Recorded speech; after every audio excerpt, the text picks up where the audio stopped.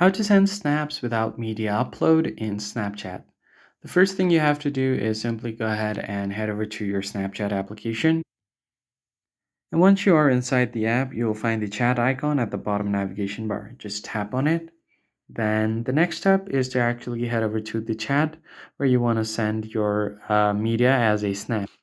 So what usually happens is if you tap on this gallery icon right besides the sticker, from here you can access your memories or your camera roll and then simply select a snap that you want to send. And if you directly send it like this, it will be sent in your chat and not as a snap. Now, in order to send it as a snap, what you need to do is tap on the gallery icon again.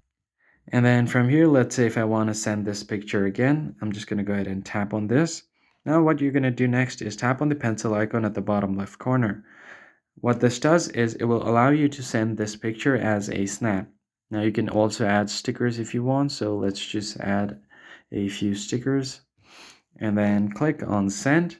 Now as you can see, this snap has been sent as a snap and not as a chat. So if I long press on it and save in chat, as you can see, this is the same snap that I used with the sticker.